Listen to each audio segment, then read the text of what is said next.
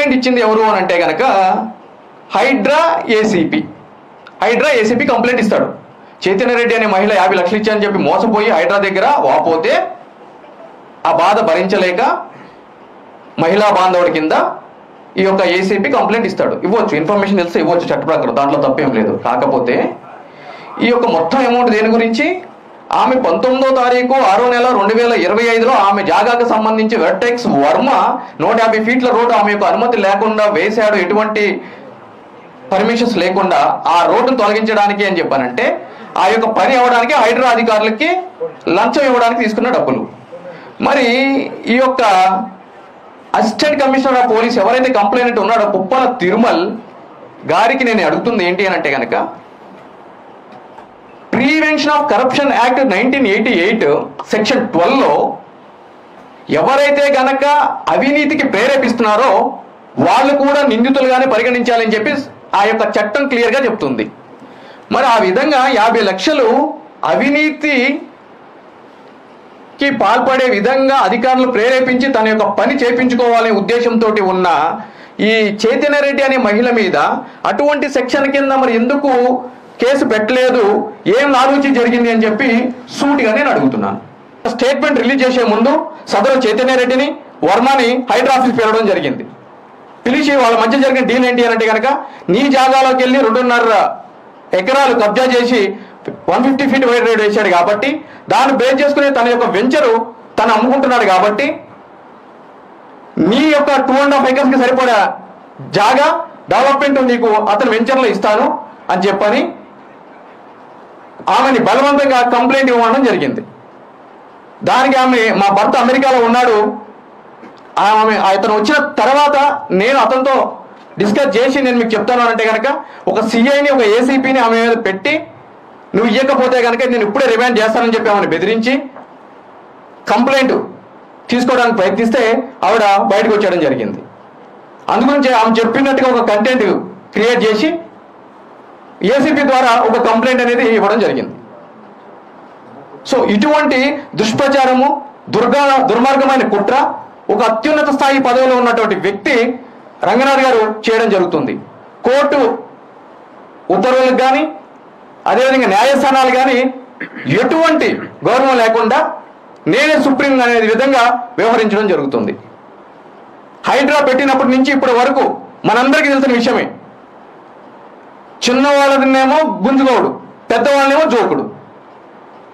ఎంతమంది ఆక్రమణలు చేశారు, పెద్ద పెద్ద స్థాయి వాళ్ళు, పెద్ద పెద్ద రియల్టర్లు, వాళ్ళ యొక్క సంస్థలకు సంబంధించి కానీ వాటిని కానీ ఇప్పటి వరకు ఒక కూల్చివేత ఎందుకు జరగలేదు? రోజువారీ పనులు చేసుకునేటోళ్ళు సన్నకారు వ్యక్తుల మీద మీ ప్రతాపాలు చూపిస్తున్నారు. అటువంటి వాటిని ప్రశ్నించి కోర్టు ద్వారా ముందుకు పెడతాము అని అంటే కనుక మాలాంటి వాళ్ళ మీద ఇటువంటి ఫాస్టెడ్ ఫ్యాబ్రికేటెడ్ కేసులు పెట్టి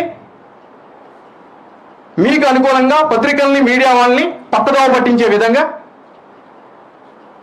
ఇటువంటి దుష్ప్రచారం అనేది చేయడం జరుగుతుంది. అదేవిధంగా ఈ చైతన్య రెడ్డి అనే వాళ్ళు ఎవరైతే కనుక ఉన్నారో వాళ్ళకి సంబంధించి కూడా మిగిలిన విషయాలు కానీ వాళ్ళ యొక్క వర్షం విన్న తర్వాత కానీ ఏం జరిగింది ఏంటి అనే నా యొక్క వివరణ కూడా మరలా నేను ఇవ్వడానికి నేను సిద్ధంగా ఉన్నాను. అదేవిధంగా ఏదైతే కనుక వాళ్ళు 50 లక్షలు ఇచ్చాము అని చెప్పి ఆ యొక్క కంప్లైంట్లో ఏసీపీ గారికి చెప్పారో ఆ ఏసీపీ గారి మీద ఆమె మీద కూడా నేను ఏసీపీకి కంప్లైంట్ ఇవ్వడం జరిగింది నిన్న రాత్రి. సెక్షన్ 12 ప్రకారం వాళ్ళు కూడా అవినీతి నిరోధక చట్ట ప్రకారం వాళ్ళ మీద కూడా కంప్లైంట్ చేసి విచారించండి.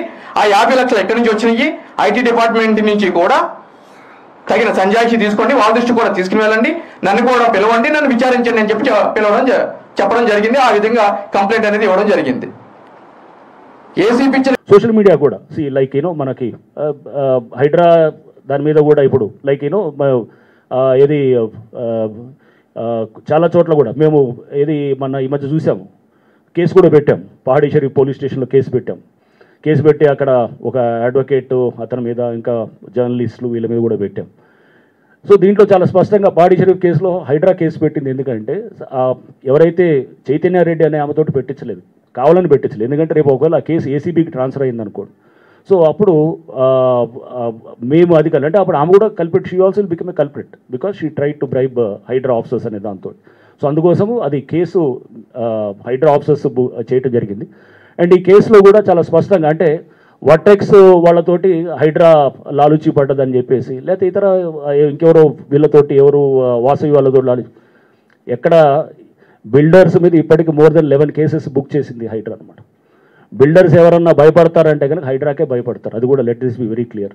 ఓకే, సో అది రేపు ఎవరైనా కానీ ప్రతి బిల్డర్ని ఎవరైనా అడగండి, ఎవరైనా కానీ మీకు తెలిసిన బిల్డర్ని అడిగితే కనుక ఎక్కడైనా కానీ కూడా అది దీంట్లో ఏది ఎక్కడైనా కానీ కూడా ఏ బిల్డర్ అయినా కానీ కూడా ఏది హైడ్రాని మేనేజ్ చేసుకోవచ్చా అనేది మీరు కాన్ఫిడెన్షియల్గా అడగండి.